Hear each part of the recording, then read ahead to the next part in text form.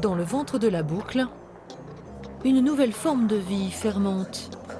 Un brassage des genres, comme une effervescence.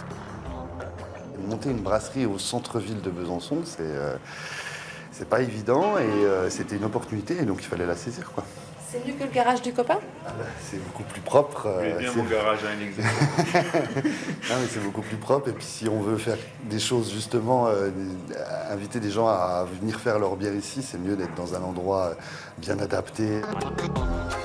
Vidée de ses occupants il y a 4 ans, l'ancienne fac de médecine aurait pu rester vide de sens. Elle est pourtant devenue un vaste bouillon de culture. Brasserie, atelier, bureau, pôle bien-être, tout un arsenal de bonnes idées y a pris vie depuis que l'audacieux collectif d'architecture au pop-up en a fait son laboratoire.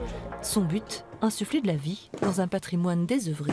Contrastera avec le centre. L'idée, c'est que voilà, qu'on reste pas, on soit pas un entre-soi, mais que le lieu soit au maximum ouvert. Donc, d'où l'idée de la recyclerie, la salle d'exposition, les ateliers de bricolage partagés et le café associatif. C'était pour nous très important d'avoir un espace ouvert à tous pour aussi créer l'échange, la rencontre avec des publics variés. Avec la bénédiction du CHU, propriétaire des murs, une quarantaine de résidents locataires éphémères jouent le jeu de la grande coloc alternative. Ici, on partage l'espace, les communs, les corvées, les coups de main, bref, à l'Arsenal, on vous refaçonne un phalanstère où tout le monde gagne. C'est ce qui manque vraiment quand on travaille seul dans un atelier, les interactions, les imprévus, les orientations différentes qu'on peut donner à son travail parce que justement on a rencontré quelqu'un d'autre. Alors que quand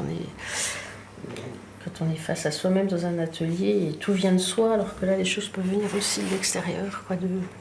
Je pense que c'est vraiment une création humaine. C'est comme ça que de l'extérieur, moi je le ressens.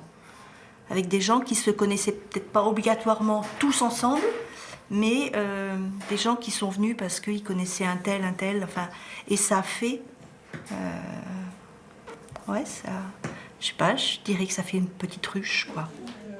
Et on y est tellement bien qu'on s'y bouscule. Un toit en plein cœur de ville, ça ouvre les appétits. D'ailleurs, la place commence à faire défaut et la liste d'attente grossit.